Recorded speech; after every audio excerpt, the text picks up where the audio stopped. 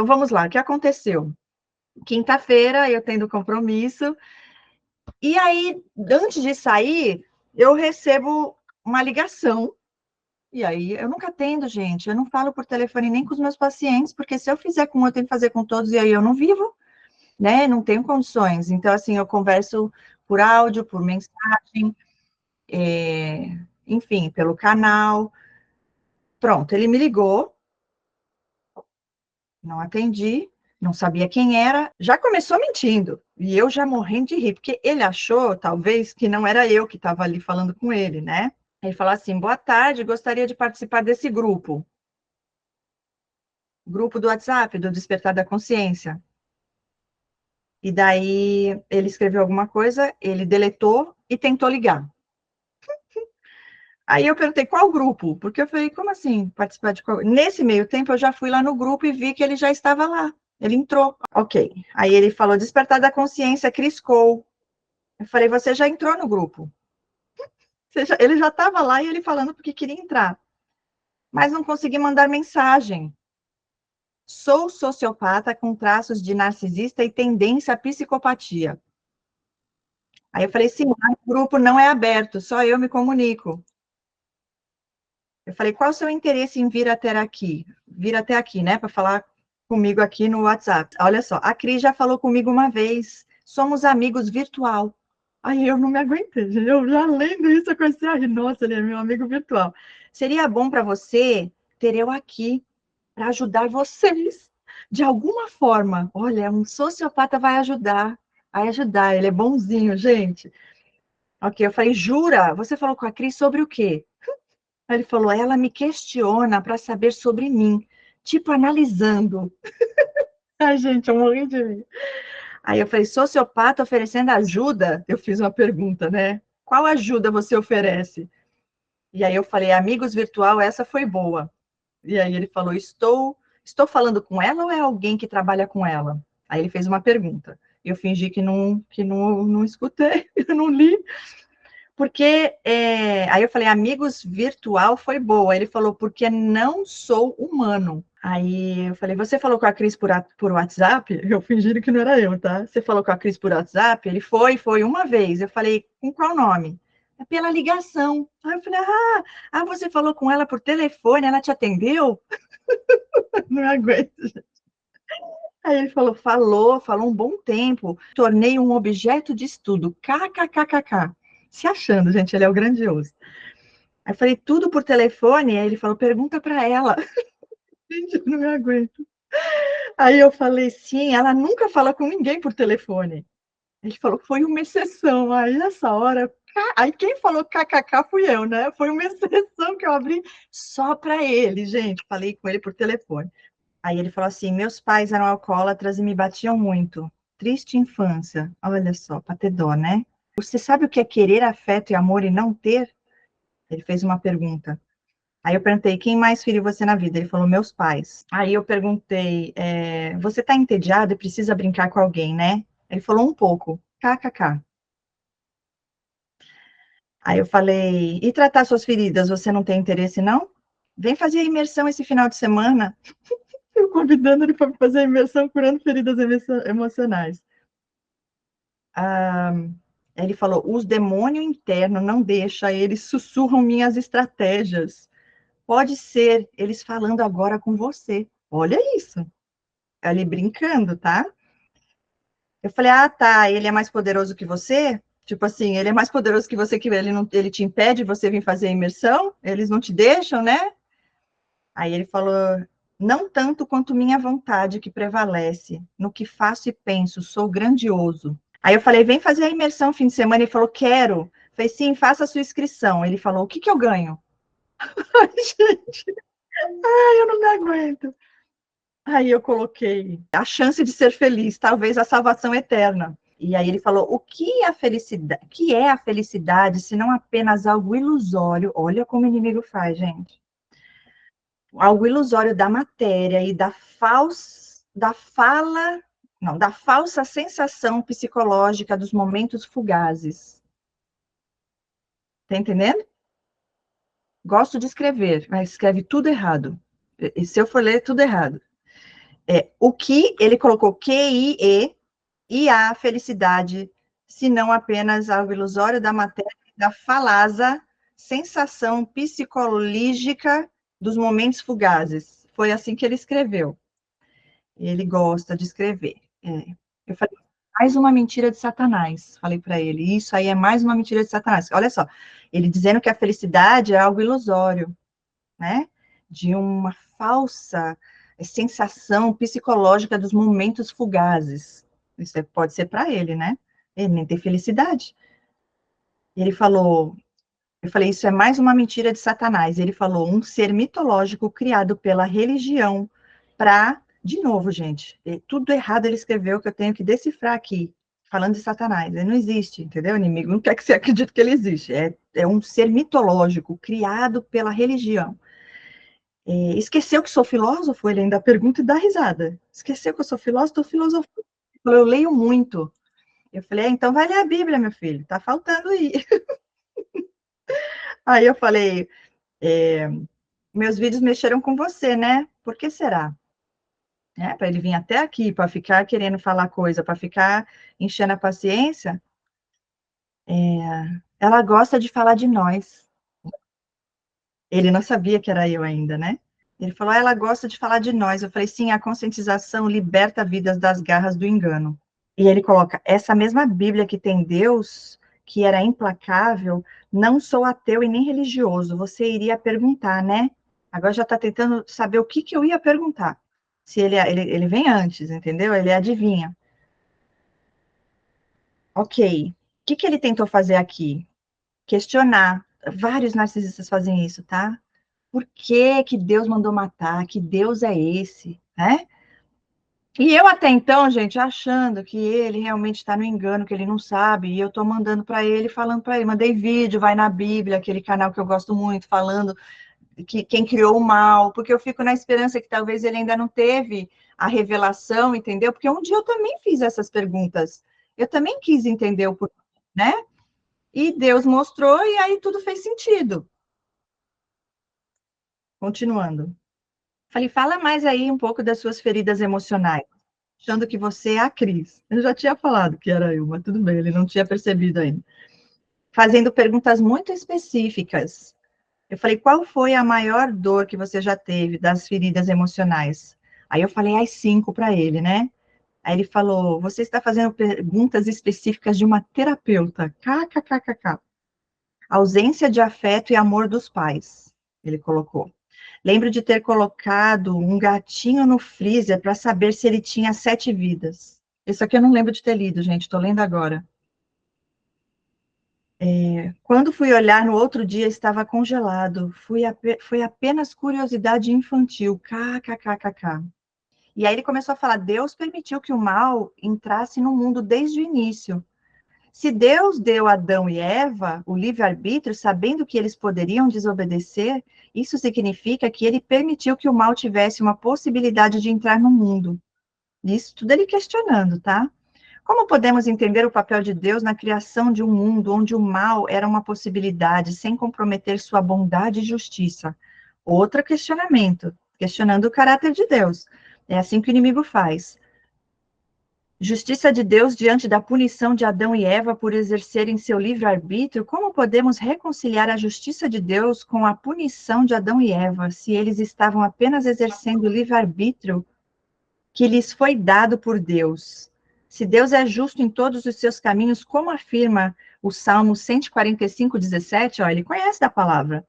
Como podemos entender a severidade das consequências da desobediência de Adão e Eva? Deus sabia que Adão e Eva escolheriam desobedecer. Se Deus sabia de antemão que Adão e Eva desobedeceriam, por que ele os colocou em uma situação onde teriam de fazer essa escolha? Como podemos entender a bondade e a benevolência de Deus ao criar uma situação onde a queda era inevitável? Liberdade de escolha de Adão e Eva versus onisciência de Deus. Onde estava a verdadeira liberdade da escolha de Adão e Eva, se Deus já sabia de antemão qual seria a sua decisão? Como podemos reconciliar o conceito de livre-arbítrio com a onisciência divina, que inclui o conhecimento do futuro e das escolhas humanas? Enfim, eu não aguento ler tudo isso não, gente, porque eu já passei por isso antes e eu já sei qual é o jogo. trazer confusão, trazer engano, para você ficar questionando o caráter de Deus. Aí, vou lá eu ainda, a Cris, querendo ajudar ele, achei que ele não sabia ainda, como um dia eu também não sabia, né? Fui lá, mandei para ele, falei, olha, deixa eu te explicar aqui, na palavra de Deus fala isso, isso, isso, e foram várias mensagens, tá? Mas eu nem li, nem vou ler agora, porque senão vocês vão embora, entendeu? É muita coisa e é só enrolação. Mandou um monte de vídeo falando de psicologia do dia, como a mente interpreta, blá, blá, blá. Psicologia, não sei das quantas nações, as noções comportamentais, estudos de psicanálise, um monte de link, estudante de psicologia, faço algumas publicações em grupo no Facebook, psicologia, psicanálise, psiquiatria, filosofia, filosofia da mente, filosofia da religião. Olha, várias coisas que ele escreve, e ele precisa se autoafirmar mandando para mim, que ele é filósofo, e vai achar que eu vou achar tudo lindo. Gosto de escrever meus pensamentos, questionamentos e inquietações filosóficas. Ele mandou um link, eu não vi, ele falou, eu mandei agora o link falando sobre o que ele estava tentando distorcer de Deus. Falei, ele não deve saber ainda, vou mandar para ele o vídeo. Tá. Adianta nada, eu não sei nem se ele viu, tá aqui que ele clicou. Mas não, ele já. Aí eu peguei e falei, olha, meu filho, tu já tem a tua escolha, tu já sabe o que é o que não é. Eu não vou ficar aqui te convencendo de nada e você também não vai conseguir me convencer de nada. Ele falou, a escrita para mim é uma forma de refúgio, estou no tédio. KKKKK. Aí eu mandei uma passagem para ele e falei, todas as respostas estão na palavra de Deus e também a cura para todas as feridas e o principal, a salvação eterna que vem de Jesus Cristo, Senhor e Salvador. Mas é para os que creem. Não existe outro caminho. E ele falou, não sinto empatia por ninguém, sou vazio de emoções, pobreza de emoções, simulo emoções do que observo nas interações das pessoas, gosto de manipular, sou frio. Tem como você me ajudar com um Pix? Tudo a ver, né? Eu falei, cada um faz a sua escolha, né? Cada um escolhe o caminho a seguir, ou você segue a vontade de Deus ou a do Satanás. Aí ele mandou o que ele pediu, a mensagem dele, ele tem como fazer um Pix e colocou 3 pontos de interrogação. Aí ele falou, qual a prova que Satanás existe? Aí eu falei, as ações de vocês. A mentira, você sabe mais do que eu sobre isso. E eu ignorei o negócio do Pix, tá, gente? Aí eu falei, todo ser humano. Ele falou, todo ser humano mente. Isso faz parte da condição humana. De pequenas às maiores mentiras. Você já mentiu ou vai dizer que nunca mentiu? Olha o inimigo tentando fazer você sentir. Eu falei, olha, sim, mas tem os que sentem mal por isso, se arrependem e buscam melhorar por temermos a Deus. E os que, mesmo sabendo que é algo ruim, continua lá. Deus olha as intenções dos corações. Davi pecou e foi o homem segundo o coração de Deus. Mas matava em nome de Deus. Isso não é errado? Quantas crianças e velhos de outras tribos ele não matou para conquistar território e riquezas? Olha só. E eu, de novo, achando que ele talvez estava no engano. E ele está mesmo, entendeu? Mas assim, quem sou eu para convencer ele para mandar? Aí mandei outro vídeo. Por que que Deus mandou matar? Aí eu falei, mandei um áudio para ele. Aí acho que foi essa primeira vez que eu mandei um áudio para ele, que eu comecei a falar, explicar para ele, gente, falando para ele que Deus é justo. Você acha que Deus ia deixar lá o faraó fazer tudo o que ele fez, aprisionar o povo de Deus durante tantos anos e deixar isso para o resto da vida daquele jeito? Não, Deus é justo e ele cuida dos seus. Aí ele falou, seria que um ato em nome de Deus seria justificado como bom e aceitável pela fé, Velho Testamento cheio disso e as leis inflexíveis. Podemos justificar um mal por um mal? Qual é o critério da moralidade no Velho Testamento, meu filho? Vamos para o Novo? E assim, de todo jeito, né? Querendo distorcer a palavra de Deus. E aí ele começa a falar um monte de coisa que eu não tenho paciência. Já estudei teologia, oh, coisa. Vários narcisistas que eu conheço estudaram teologia. Filosofia da religião, psicologia do comportamento, não aprende nada. E como avaliar as ordens divinas de forma humana, mesmo sendo para matar o próximo. E aí ele questiona de novo. Aí mandei um áudio para ele de 4 minutos aqui, e daí ele continua escrevendo um monte de coisa lá, gigante. Olha isso, gente, é surreal. Livre-arbítrio e predestinação. Se Caim estava destinado a matar Abel, então a questão do livre-arbítrio entra em jogo. Até que ponto ele realmente teve escolha? Se não teve, então toda a história pode ser vista como um teatro divino. Olha isso. Onde os humanos são meros peões em um jogo já decidido. Isso questiona a justiça e a bondade de um Deus que permite tal sofrimento apenas para realizar um plano maior. Olha isso, gente. Ser das trevas, questionando o caráter de Deus e não ter o menor temor a Deus. Eu nem tinha lido, porque eu não tenho muita paciência, não. Quando é um livro ali para eu ler, não dá. Eu estava dirigindo para o compromisso que eu tinha, gente. E eu já sabia que era lenga-lenga, sabe por quê? Porque eu já passei por isso com outros narcisistas. Na época que eu nem sabia que eram narcisistas, e depois, quando Deus revelou, que eu também tive um pouco de convívio com alguns, e até os que vêm do canal como esse. E aí a gente vai passando por isso, chega uma hora que a gente já está vacinada, né? Aí ele fala, qual foi a escolha que tive para nascer com os pais que tive? Aquela coisa da revolta, de ir contra Deus, por que eu nasci com esses pais? Deus que escolheu, então Deus é mau. Cadê o livre-arbítrio? Às vezes crio o personagem para parecer como um humano, com emoções, que simulo no que observo nos outros. É a minha psicopatia. KKKKK. Aí, de novo, eu lá mandei áudio para ele, falando para ele que tem coisas que já são predestinadas, outras não, que tem coisas que a gente pode escolher, outras Deus já escolheu, que é o caso dos pais dele, mas que Deus tem propósito maior, e tudo aquilo. E eu falei, sim, e qual é o jogo? Porque ele foi falando que era um jogo e tal, eu falei, sim, mas e qual é o jogo? Aí ele falou, qual a sua avaliação sobre mim até agora? Ele achou que eu estava analisando ele, que eu ia dar um diagnóstico para ele, gente. Eu sendo um objeto de estudo. Eu falei, revolta contra Deus e o seu Criador. Falei assim, né? Ele perguntou, falei, você tem revolta contra Deus, o seu Criador. Falei, ele te ama. Ele falou, não tenho revolta. Eu não acredito no Deus que o homem criou em suas narrativas, mas acredito no Deus que criou o homem. Como filósofo, devo questionar tudo.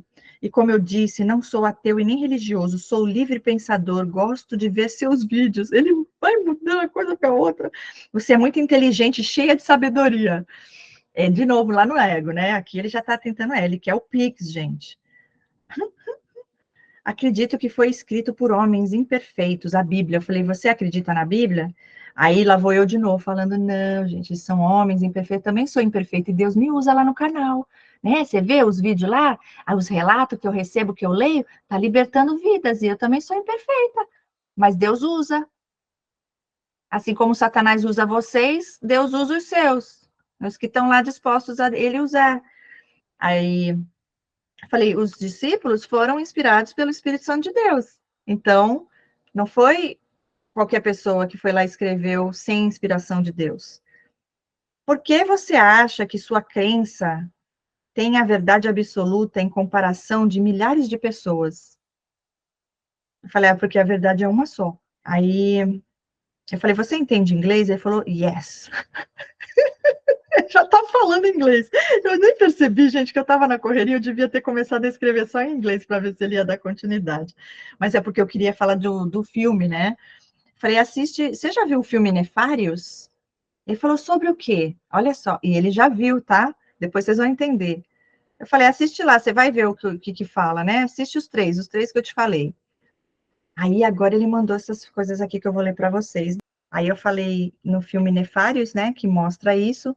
Porque parece que ele tá igualzinho o cara do filme, cada hora é um falando ali por ele. E aí eu falei assim, eu sou filha do rei, e você é filho de quem? Aí ele mandou aqui, ó, o filme Nefários, mandou um outro chamado Impuratos, e ele mandou um outro falando também os momentos assustadores de Nefários. E, e aí ele falou que estava assistindo o filme que eu indiquei para ele chamado Megido. Aí ele vem, bom dia, Cris, dormiu bem? Gente, aí ele começou já de manhã a mandar mensagem, e ali eu não falei mais com ele, tá? Daqui para frente já não é um monólogo, eu já não falo mais com ele, depois que ele se mostrou de verdade ali. Aí ele tentou me ligar, era 12h54, depois ele ligou a 1h02, depois ele ligou 1h06, e aí à noite ele me deu boa noite, 9 da noite, ele passou só para dar boa noite, Cris. Isso no sábado agora, isso era sexta, tá? Sexta eu já falei, mas hoje você não vai tirar minha energia, não, porque a imersão começa hoje, mas nem sonho. Sábado ele volta, bom dia, 6h49 da manhã. Às 10h54 ele me liga. E aí ele mandou um vídeo da Tariane Rocha que fala o que torna um narcisista. Eu vou até compartilhar lá no grupo, que esse vídeo, ela até se emociona. 2h23 ele liga de novo, e aí ele fala, estou entediado, quero brincar com você. Aí ele liga de novo às 2h30. Tá? Aí ontem, bom dia, 7h50 da manhã, domingo, ele não desiste. Aí ele liga às 7h50, logo em seguida, deu bom dia, já ligou. E isso aqui eu não li mais, tá? Eu tô lendo agora. Aí ele fala, escreve, o que é o tempo, senão uma construção que nos permite organizar o infinito? No entanto, o que significa existir em um espaço onde o tempo é finito, onde cada segundo nos aproxima do fim? Somos seres limitados em um universo que, ao que tudo indica, é vasto e limitado. Como reconciliarmos essa contradição? Aí eu não aguento, gente, é a filosofia dele, sabe? Tá, hoje, me ligou às 7h45, ele acorda cedo, ele é pontual. 7h45 da manhã ele me liga, depois às 10h43 ele liga de novo. Aí ele falou, você não respondeu, e eu odeio quando alguém me ignora. Aí eu pensei comigo, o problema é seu, meu filho. Isso aqui, eu só falei com ele na quinta. Todas essas mensagens que eu falei para vocês, depois de quinta em diante, foi monólogo dele com ele mesmo, né, mandando aqui para mim. E aí foi quando a pastora me falou que ele estava dando gargalhada das coisas que eu estava postando lá no grupo, eu vi que ele estava lá e eu já bloqueei. Tá, agora eu vou ler tudo que ele escreveu, que eu achei de interessante. Cresci em um ambiente sem calor ou carinho. Meus pais eram alcoólatras, narcisistas, preocupados apenas com suas próprias necessidades. Não havia amor, apenas indiferença. Eu aprendi a observar, a entender como as pessoas funcionam, mas nunca senti o que elas sentem. O que os outros chamam de amor, medo, tristeza, para mim são apenas palavras, conceitos que nunca fizeram parte de quem eu sou. Minha infância foi uma série de dias iguais, sem afeto, sem proximidade. O que havia entre nós era o silêncio, um silêncio frio e pesado que se instalou em mim e nunca saiu. Eu aprendi a imitar emoções para parecer normal, para me adaptar, mas dentro de mim não há nada, só um vazio, uma ausência constante. Empatia, compaixão são coisas que não fazem sentido para mim. Vejo o mundo como um lugar onde as pessoas se movem por instintos que não compreendo. Suas preocupações, suas dores não me afetam. Eu as observo, as analiso, mas nunca participo. Tudo é mecânico, calculado como uma máquina sem alma. No fundo, eu sou apenas isso, uma presença sem essência, um observador sem envolvimento. Não sinto culpa, não sinto remorso. Para mim, emoções são apenas fraquezas que os outros possuem e que eu nunca terei. Nessa hora, ele perguntou se estava bom. Eu falei, nossa, tem que aprofundar, né? Porque assim, se é para falar, eu falei para ele mandar o relato dele. Eu falei, deu nem 2 minutos, eu vou ler, acabou. Falei 5 segundos, acabou. Eu falei para ele aprofundar, para ele contar mais de detalhes da infância e tal. Ah, então deixa para lá. Eu falei, não leva como uma crítica, mas que sensível, meu filho. Não leva como uma crítica, eu tô falando porque isso vai ajudar as pessoas. Você não veio para ajudar? Então, vamos caprichar no negócio. Tá, ele escreveu ali na hora, tá? Ali na hora. Dentro de mim não há nada que o mundo consiga nomear. Sabe, há um vazio, um buraco negro que consome tudo, sem nunca se preencher. Cresci em uma casa onde o silêncio era mais aterrorizante que os gritos. Meus pais? Dois alcoólatras narcisistas, tão perdidos em suas próprias mentiras que se esqueceram de criar um filho. Se esqueceram de me dar algo além do vazio. Não lembro de abraços, de afeto ou de qualquer traço de humanidade vindo deles. Meu pai, com a voz grave e carregada de álcool, sempre me dizia que eu tinha que ser forte, mas essa força não era o que as outras crianças aprendiam. Não era sobre coragem ou resiliência, era sobre endurecer, sobre nunca deixar nada entrar ou sair, sobre ser uma casca oca, resistente por fora, mas completamente vazia por dentro. Minha mãe, ela se olhava no espelho por horas, como se estivesse procurando uma versão melhor de si mesma, algo que nunca encontrava. Ela era fria, distante, incapaz de enxergar além da própria imagem refletida. Nunca soube o que era empatia, nunca entendi a dor dos outros, porque, na verdade, eu nunca senti dor. Apenas um vácuo constante, uma ausência de algo que as pessoas parecem ter e eu não. Esse vazio me define. Quando olho para alguém chorando, me pergunto como é possível sentir tanto. E quando vejo as pessoas se preocupando umas com as outras, não consigo compreender. Em vez disso, aprendi a imitar, a simular o que eu sabia que esperavam de mim. Sorrisos falsos, palavras calculadas, gestos que nada significam. Tudo é uma fachada para esconder o fato de que por dentro não há nada. Nenhuma faísca de compaixão, nenhum vestígio de calor humano, apenas escuridão. As emoções que os outros parecem carregar como fardos, para mim, são apenas ferramentas, algo que posso usar, moldar, manipular para alcançar o que quero. Eu vejo o mundo como um tabuleiro de xadrez, onde as peças se movem conforme minhas intenções. Eu sei jogar bem, mas no fundo sei que estou apenas movendo sombras sem nunca sentir a luz. Se existe uma palavra para o que sou, talvez seja vazio. O que há em mim é uma ausência completa de empatia, uma indiferença total que me define. E dentro de mim não existe o que os outros chamam de vida, apenas um eco profundo e interminável do que poderia ter sido, mas nunca será. Forte, né? Agora se preparem, agora o negócio fica mais embaixo. Para mim, as pessoas são como peças de um tabuleiro de xadrez, cada uma com seus movimentos previsíveis, suas limitações e suas fraquezas.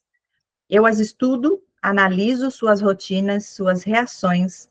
Cada palavra que digo, cada gesto que faço é pensado com precisão para mover as peças de forma que desejo. Da forma que desejo. Não há emoção envolvida, apenas estratégia. Observo como as pessoas se deixam guiar por suas emoções, como reagem a elogios, a críticas e olhares. Elas são fáceis de manipular porque acreditam nas suas próprias ilusões. Amor, medo, confiança. Eu utilizo essas ilusões como armas. Cada pessoa que encontro se torna um peão, uma torre, uma rainha em meu tabuleiro.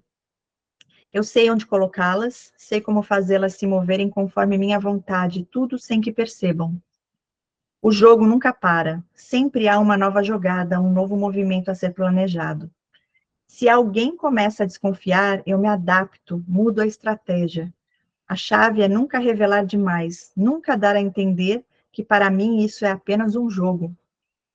Eu deixo que acreditem que têm controle e que suas decisões são suas, quando na verdade sou eu quem guia cada uma delas.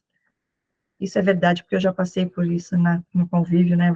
Tudo aqui que ele está falando sobre eles bate com muita coisa que eu já vivi. A chave é nunca revelar demais, nunca dar a entender que para mim isso é apenas um jogo. Eu deixo que acreditem que têm controle, que suas decisões são suas, quando na verdade sou eu quem guia cada uma delas. No final, não há remorso, não há culpa. Para mim, ganhar é o único objetivo, e as peças que caem no processo são simplesmente isso, peças descartáveis. O tabuleiro se organiza, se reorganiza, o jogo continua e eu permaneço à frente, sempre planejando a próxima jogada, sempre mantendo o controle. Manipular pessoas é apenas uma questão de entender as regras e jogar melhor do que elas. E nesse jogo eu sempre ganho. Agora é o final. Esse aqui é onde ele fala que ele é o próprio coisa ruim. Dentro de mim há um lugar que poucos poderiam imaginar, um abismo profundo onde o silêncio é absoluto e a escuridão é a única verdade. É aqui que meu demônio interno reside. Não é uma criatura que grita ou se debate. Não é um monstro que as pessoas imaginam. É uma presença constante, fria e calculada que sussurra verdades que outros temem ouvir. Esse demônio não sente, ele observa. Ele analisa cada movimento, cada palavra dita por aqueles ao meu redor e vê suas fraquezas, suas vulnerabilidades, como um predador que estuda a presa. Ele não tem pressa, não sente pressões ou emoções. Tudo é meticulosamente planejado. Cada ação pensada para obter o máximo de controle, o máximo de poder sobre os outros.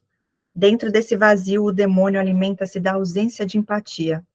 Ele não precisa de emoções para existir, apenas do jogo, da manipulação, da certeza de que pode mover as peças do tabuleiro como desejar.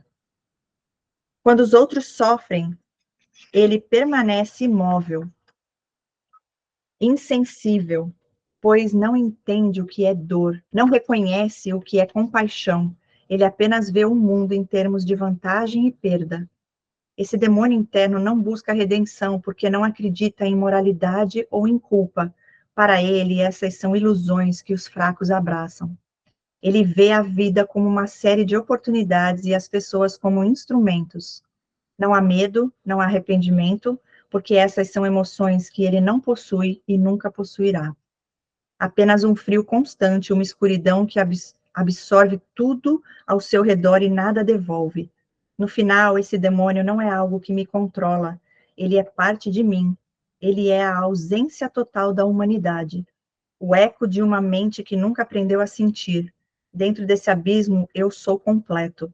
Eu sou o demônio e o demônio sou eu. Cara, é surreal. Não justifica, eu creio que seja por conta do pai e da mãe terem sido assim, porque a gente vê vários casos de pessoas que tiveram pais assim e são codependentes, né? Então, eu creio que é lógico um conjunto de coisas. Boa noite, povo, boa noite. Então, Cris, é uma coisa assim que é enviada do inferno, né? Mesmo que a gente está aqui analisando, né, o comportamento dele mais espiritual aí está bem alto. Então, o que que acontece? Essas pessoas aí, eles acham que vão nos atingir, né? E principalmente você, né, Cris? Porque o alvo dele, no caso, foi você. Ele poderia ter lá no grupo, se ele pudesse, se fosse aberto, com certeza ele poderia ter falado algumas coisas. Mas como foi direcionado a você, então, assim, você não se deixou bater, né? Só que a gente entende que isso aí já veio porque a imersão ali a gente já estava buscando há um tempo, né? Então, assim, vem para tirar o foco, veio para tirar a atenção, veio para tentar desestabilizar, sabe? Então, assim, o inimigo faz muito isso, só que ele quis, né, assustar, fez uma voz aí, não sei o quê, cheio de legiões e tudo mais, ai, vou te assustar, olha, não sei o quê. Não, o maior é quem está conosco. Nós e Deus já somos a maioria, né? Então, assim, o que me lembra, assim, quando aquele homem, o gadareno, ele estava endemoniado, era uma legião, né? Eram várias e muitas e muitas. E Jesus disse para ele, né? Porque as pessoas, quando vão expulsar o inimigo, né? Tem até aquele louvor que a gente virou um meme, né? Dá-lhe bicuda na cara do cão. A gente ri. Mas, assim, o que que acontece? Deus deu poder para o diabo. Isso nós temos a consciência disso, né? Ninguém vai ficar brincando com Satanás. Ninguém, né? A gente ora, se reveste do poder de Deus e busca estar em contato com Deus sempre. Agora, o inimigo, ele não precisa de muito, né, Cris? Ele precisa só de uma brechinha para entrar e fazer aquela bagunça, né? Então, assim, voltando lá no endemoniado gadareno lá, quando Jesus chegou nele e perguntou, né? Perguntou não, chegou já colocando o pé na porta, porque o que que acontece ali? Não tem nenhum livre-arbítrio. Ah, mas ele poderia escolher ficar daquele jeito. Não, ele estava possuído, né?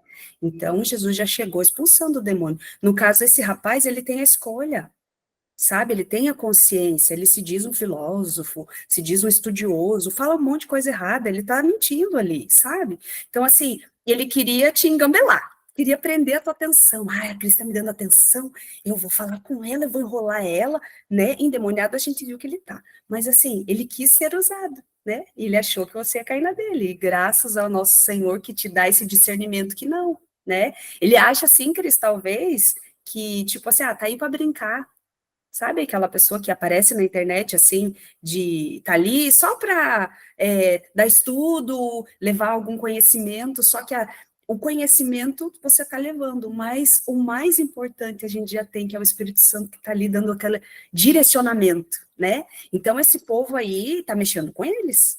Então, eu gosto muito de uma frase que Billy Graham disse, que diz assim, ó, que o inferno não é lugar para quem não pecou, é lugar para quem não se arrependeu. Então, assim, essas pessoas, esse moço, se ele quiser, então a gente fica assim, né? Às vezes a gente tem uma pena dessas pessoas, coitado, né? Que pena, que dó. Só que para nossa saúde mental, a gente tem que se afastar desse tipo de pessoa, né? Nós estamos falando do caso aqui, mas a gente sabe que tem pessoas que estão à nossa volta, né? No trabalho, na família, até dentro de casa, né?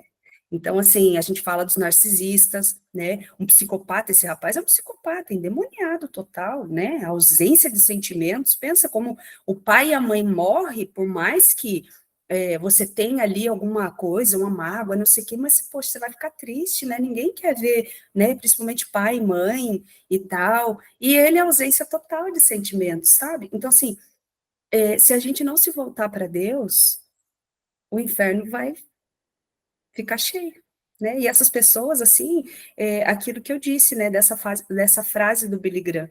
Então, assim, o inferno não é lugar para quem não pecou, porque a gente peca a todo instante, mas a gente se arrepende. Sabe, Cris, que nem você falou para ele do Davi, né? Ele quis te questionar, porque Davi matava gente inocente, não sei o quê. Né? Paulo matava muita gente inocente.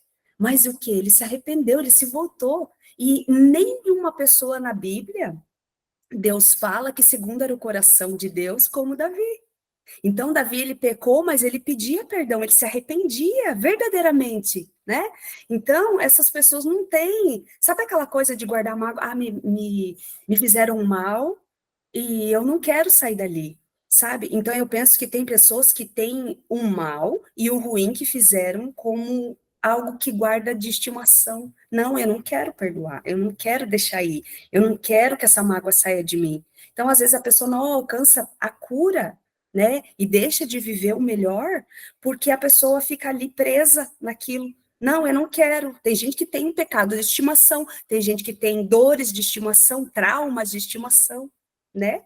Então, inclusive na imersão, a gente abriu ali muita coisa, mas tem pessoas que às vezes deixam de receber, mesmo numa imersão como a gente participou, que foi uma bênção, quem participou sabe disso, mas que fica arrastando ainda. Não, eu não quero, deixa aqui, sabe? Fica guardando, não, é meu, sabe? Aquela dor que você tá, não, mas por quê? Não, tipo assim, mexeu lá na ferida, né? Que foi o que a gente trabalhou ali, mas quem tem que deixar para trás é a própria pessoa, não é nós. A gente fez o trabalho, a gente mostrou, o Senhor fez você enxergar aquela dor, né? Como esse moço tem a oportunidade de voltar, né? Mas a pessoa fala: não, não quero, né? Como é que faz para se curar? Se perdoando? Você perdoe as pessoas que te feriram, que te machucaram, e deixa para trás, para seguir em frente, né? Mais leve, com a casa limpa, o Espírito Santo que vai encher de coisas boas, transbordar. Mas esse moço não queria. E pelo jeito ele não quer, né, Cris? Tanto é que mexeu no ego dele. Como assim você me bloqueou? Né? Então você bloqueou ele, excluiu ele lá do grupo? Como assim você me bloqueou? Então agora você vai ver. É isso que os narcisistas fazem. Eles têm esse senso de vingança, né?